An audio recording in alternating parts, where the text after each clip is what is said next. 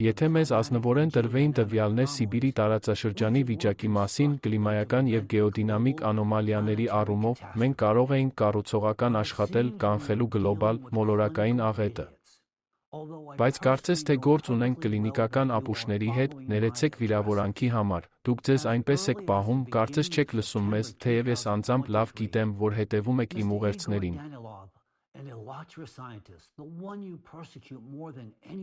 Դեռևս 2023 թվականի սեպտեմբերի սկզբին պարոն Իգոր Դանիլովը, Ալլատրայի գիտնականը, ում հետապնդում եք բոլորից ավելի, ում կյանքը դարձել է բազմաթիվ մահափորձերի թիրախ, բացահայտ նախազգուշացրեց ձեզ ձեր ընտրած ուղու անթույլատրելիության մասին։